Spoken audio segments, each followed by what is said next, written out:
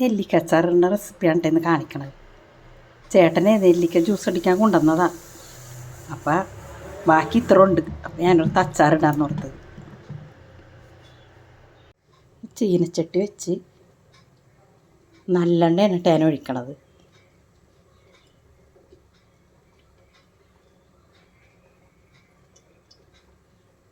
കഴുകി വൃത്തിയാക്കി വെച്ച നെല്ലിക്കയിലോട്ടിടുന്നതിന് ഇത് ഇങ്ങനെ കറുത്ത് തന്നെ ഈ നെല്ലിക്ക കുറേ നേരം വാട്ടേണ്ടി വരുന്നത്. കുറച്ച് ഉപ്പിട്ടേക്കാം, കുറച്ച് വെളിച്ചെണ്ണ കൊണ്ട് വെച്ചേക്കാം. എണ്ണ കിടന്ന് നല്ലോണം കറുത്ത് ഇത് ഇത്തിരിയും കൂടി കറക്കാനുണ്ട്. എല്ലാം നല്ലതുപോലെ കറുത്ത് നമുക്കിത് കോരിയെടുക്കാം കേട്ടോ. നെല്ലിക്കെല്ലാം വറുത്ത് നമുക്കിനി അച്ചാറിടാം. വെളുത്തുള്ളി, പച്ചമുളക്, വേപ്പില, കടുക് പൊട്ടിക്കാം.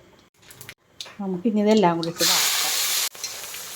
ഇതെല്ലാം വാടിക്കഴിഞ്ഞ് മുളക് പൊടി ഇടാം. മുളക് പൊടി വാടിക്കഴിഞ്ഞ് നെല്ലിക്ക ഇടാം.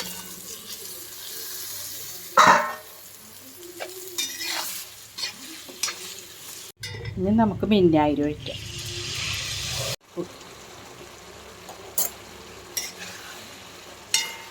കായപ്പൊടി.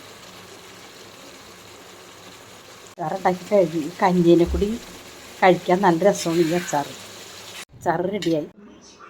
ഭരണിയിലാക്കി വെക്കാൻ കൂടെ എല്ലാവരും ഇട്ട് വെക്കണം കേട്ടോ. ഇതില്ലേ കഞ്ഞീനെ കൂടി കുടിക്കാൻ, ചൂട് കഞ്ഞി ഈ നെല്ലിക്ക അച്ചാറും കൂടി കഴിക്കാൻ നല്ല ടേസ്റ്റാണ്.